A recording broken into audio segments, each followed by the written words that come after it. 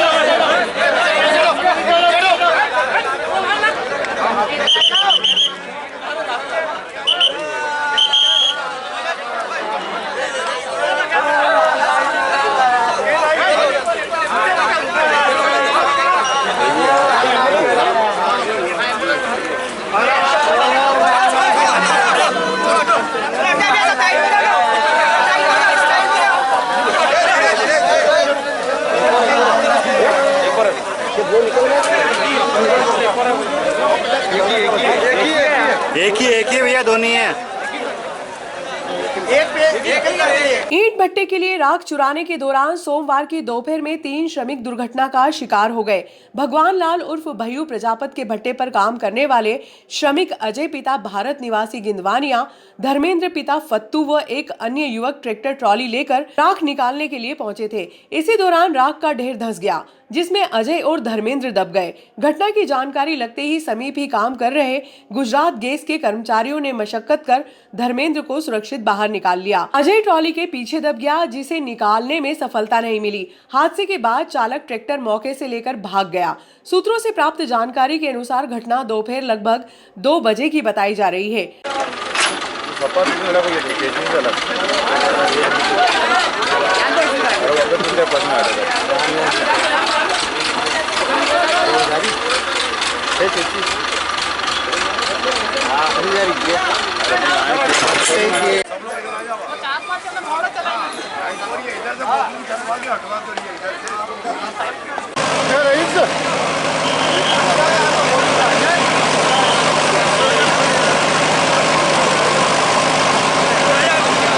भट्टा संचालक ने शाम 4 बजे तक पुलिस और प्रशासन को सूचना नहीं की। जब श्रमिक के परिजनों को मामले की जानकारी लगी तो उन्होंने मौके पर पहुंचकर हंगामा कर दिया। हंगामे के बाद पुलिस और प्रशासन को जानकारी मिली। सबसे पहले डायल 100 के प्रमोद ने मौके पर पहुंचकर क्रेन ऑपरेटर अयूब खान, फिदा हुसैन ने राख के ढेर में दबी ट्रॉली को बाहर निकाला। एसडीएम आशुतोष गोस्वामी ने तहसीलदार आरएस जायसवाल, पटवारी अनिल शर्मा, अमित पालीवाल व नरेंद्र जाटव को मौके पर भेजा। इसी दौरान सीएसपी पिंटू कुमार बघेल, टीआई श्यामचंद्र शर्मा दल बल के साथ मौके पर पहुंचे। शाम लगभग 5 बजे विधायक दिलीप सिंह गुर्जर, पूर्व विधायक दिलीप सिंह शेखावत भी मौके पर पहुंचे। लगभग 2 घंटे तक चले रेस्क्यू अभियान के बाद अजय को राख के ढेर से बाहर निकाला जा सका, जब उसकी धड़कनें चल रही थी। एम्बुलेंस की मदद से अजय को उपचार के लिए हॉस्पिटल लेकर पहुंचे, जहां उसे मृत घोषित कर दिया गया। मामले में मुकेश नामक युवक का भी नाम सामने आया है, जो क्षेत्र से राख चुराकर बेचते हैं।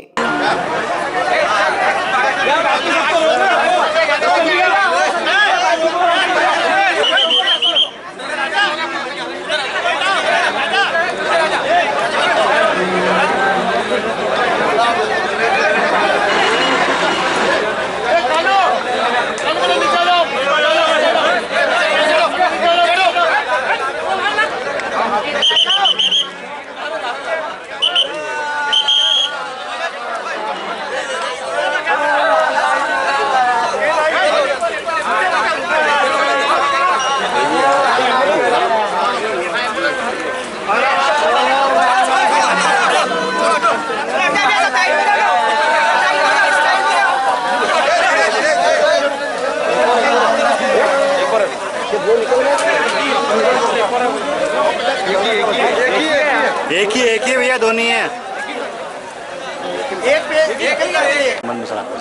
अभी देखो उनको पहले अस्पताल लेके गए हैं, अभी बोल रहे हैं कि थोड़ी बहुत उसके अंदर कुछ है तो देखते हैं, उसके बाद फिर करेंगे।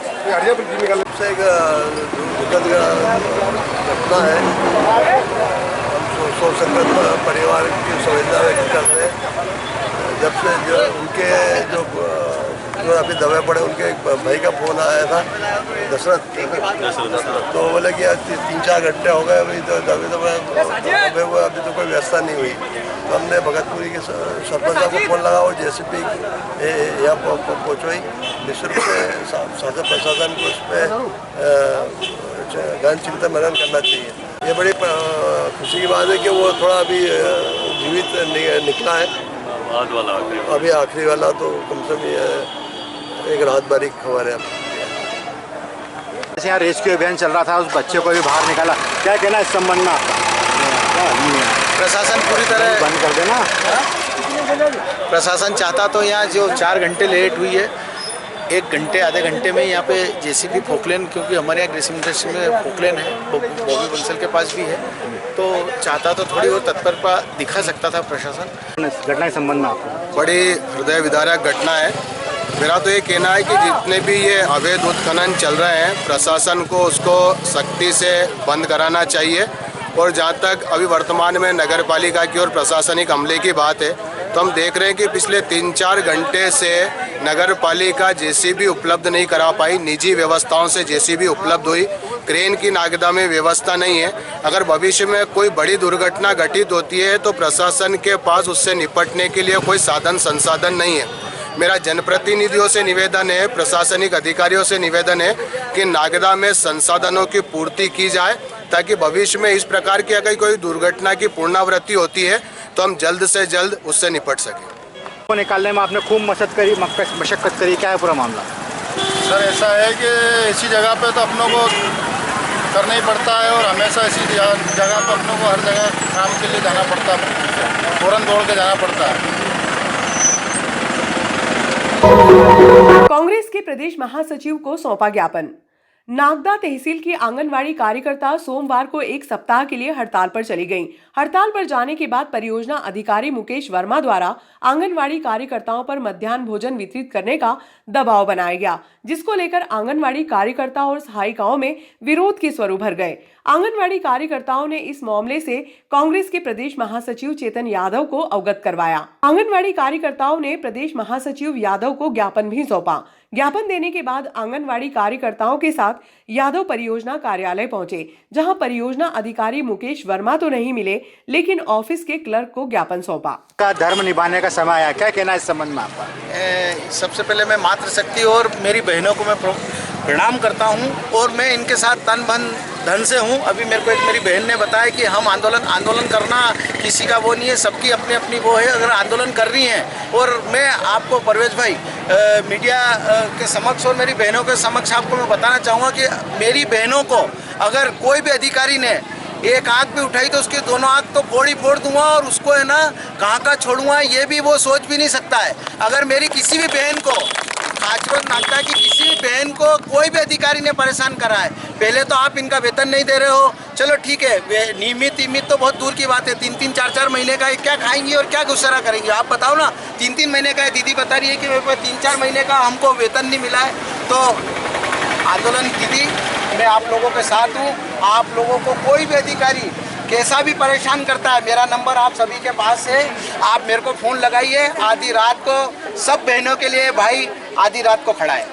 और इसी बात को पूरे नागदा के भैया है हमारे, ये पूरी नागदा की जो महिलाएं उनके भैया हमारे हैं, तो इन भैयाओं को बिल्कुल आप कोई नहीं डरेंगी, कोई डरने की कोई अधिकारी से आपको डरने की जरूरत नहीं है। और मैं एक और मैं बता रहा हूँ कि अभी किसी ने बताया कि आप लोगों की ड्यूटी कोई धार्मिक लगा देते हैं, 30-30 महिला लाओ, आप क्या कोई की जागीर हो क्या? आप अपना काम कर रही हो। मैंने देखा कोरोना काल से लेके इन सभी बहनों को, कोरोना काल में मेरे साथ इन सभी ने साथ में कंधे से कंधे मिलाकर काम करा है। लोगों के घर घर जाके किट बांटे अपनों ने, हम कोरोना से नहीं लेते हैं। कोरोना और वार्ड नंबर 11 में हफ्ते पहले 45 डेज कंटेनमेंट एरिया में हम रहे, तब भैया आए हमारी सपोर्ट करने।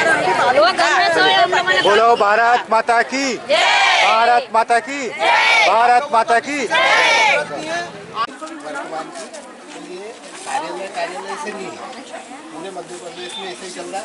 सर का ये निवेदन, सर का ये कहना है, वर्मा सर का कहना है कि आज आपके घर पे अगर आप बच्चे भूखे रहेंगे तो क्या करेंगे। तो मेरा ये कहना है कि आज एक दिन के लिए केंद्र पे बच्चे भूखे रहते हैं तो आपको याद आ गई इन 3-4 महीने की इनकी तनख्वाह नहीं मिली। इनमें चलो ठीक है, इनमें बहुत सारी महिलाएं अकेली हैं, बहुत सारी विधवाएं हैं, बहुत सारी कैसे घर चला रही हैं। अगर अच्छे घर की होती तो ये यहाँ पे नौकरी करती है आंगनबाड़ी सुविधा में, बताओ आप।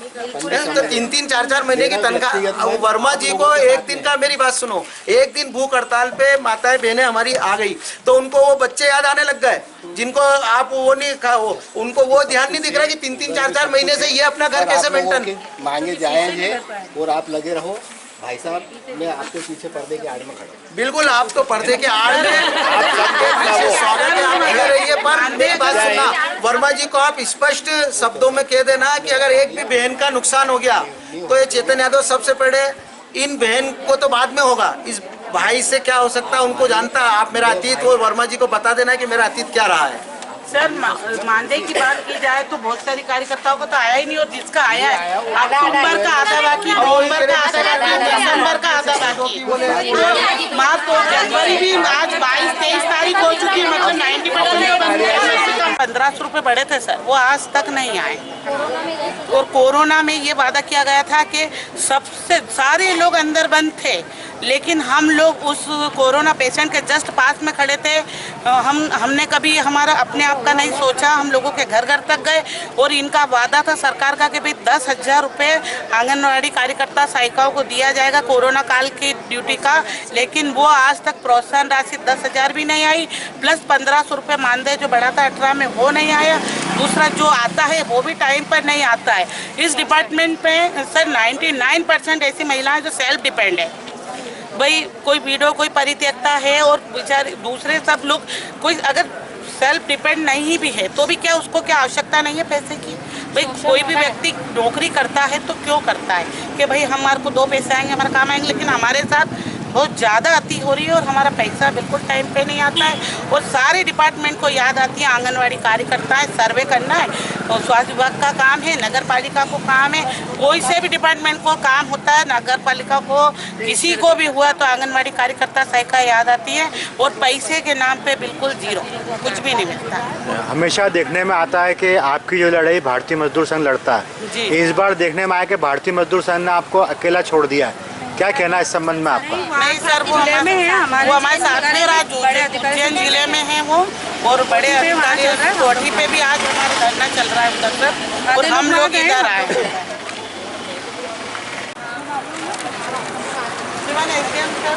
हाँ, हम कभी आंगनवाड़ी कार्यकर्ता हैं, सहायिका नागदा की शहरी की, आपको आज सर ये ज्ञापन देने जा रहे हैं जिसमें हम आपको अवगत करा रहे हैं सर कि आज 23 जनवरी 2023 से 28 जनवरी 2023 तक 6 दिवसीय हम हड़ताल पर रहेंगे। 8 है ये 8 ही है सर। अपनी मांगों को लेकर हम लोग सब तालाबंद हड़ताल पर हैं सर, तो सर आपको आज हम अवगत करा रहे हैं। पूरे जिले में ऊपर ये कलेक्टर सर को भी दे दिया है, इसकी प्रतिलिपि भी हमारे पास है। आपके साइड चाहिए हमको।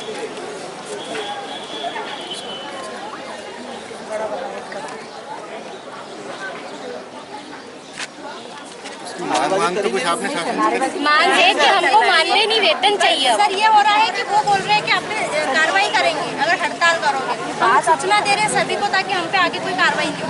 हम हमारी मांगों के लिए दे रहे हैं सर। ये प्रदेश स्तर पे काफी आपके जी सर, और ये कलेक्टर सर का पूरे 52 जिलों में ये भी दे रहे हैं मेरे पास। जी सर, एक आपके पास कॉपी रहेगी ना। मध्य प्रदेश विद्युत मंडल में कार्यरत संविदा कर्मचारियों की हड़ताल दूसरे दिन भी जारी रही। जवाहर मार्ग स्थित कंपनी के शिकायत केंद्र के समीप प्रदर्शन जारी रहा। कांग्रेस के नवनियुक्त प्रदेश महासचिव चेतन यादव ने संविदा कर्मचारियों की पीड़ा को सुना। प्रदेश महासचिव ने कहा कि सत्ता में बैठे कोई भी जनप्रतिनिधि व प्रशासनिक अधिकारी इसकी सुध नहीं ले रहे हैं। इनके द्वारा मांग की जा रही है सप्ताह में एक दिन अवकाश दिया जाए, 5 वर्षों में की जाने वाली वेतन वृद्धि प्रदान की जाए और जो 12-12 घंटे काम लिया जा रहा है उसे 8 घंटे किया जाए। इन सभी न्यायोचित मांगों को सरकार द्वारा अविलंब मान लिया जाना चाहिए ताकि नागरिकों को निरंतर बिजली सप्लाई मिलती रहे। संविदा कर्मचारियों ने प्रदेश महासचिव को ज्ञापन सौंपा। इन लोगों के साथ अन्याय नहीं होने देंगे। 2-3 दिन, तीसरा दिन है, शायद तीसरा दिन है और ये यथावत चलेगा। और मैं पूरे प्रदेश की तो नहीं कहता हूँ, मैं खाचरोद नागदा विधानसभा की जरूर कहता हूँ कि इनको न्याय दिलाकर ही हम रहेंगे। जहाँ तक हमारी जब भी इनको ज़रूरत पड़े, पूरी कांग्रेस और मैं खुद इनके साथ हूँ। ये भूख हड़ताल पे बैठे, आमरण अनशन पे बैठे, चक्का जाम करे, जो भी करे, इन सब के साथ हम पूरी कांग्रेस इनके साथ है। और मैं इस आंदोलन के बाद भी यहाँ के जो डी और जो भी उच्च अधिकारी है, मैं उनको बताना चाहता हूँ कि अगर जितने भी मेरे साथी यहाँ बैठे हैं, इन लोगों को अगर किसी को भी कोई भी समस्या आई या इनके ऊपर एक आंख उठाकर भी देखी तो ये चेतन यादव बोल रहा है कि उस अधिकारी की दोनों आंख जाएगी। अगर खाचरोद नागदा विधानसभा के मेरे एक भी जितने भी भाई हैं, इनको किसी भी वरिष्ठ अधिकारियों ने परेशान करा या प्रताड़ना करा तो सुभाष चंद्र बोस की जयंती के उपलक्ष्य में सरस्वती शिशु मंदिर द्वारा शहर के मुख्य मार्गों से पथ संचलन निकाला गया। जन भागीदारी समिति के अध्यक्ष जितेंद्र सिंह कुशवाहा, प्राचार्य प्रमोद गुंजाल ने सुभाष चंद्र बोस के चित्र पर माल्यार्पण व दीप प्रज्वलन किया। पथ संचलन जवाहर मार्ग, MG रोड होता हुआ पुराने बस स्टैंड होकर स्कूल परिसर में पहुंचकर समाप्त हुआ। मार्ग में जगह जगह पुष्प वर्षा कर पथ संचलन का स्वागत किया गया।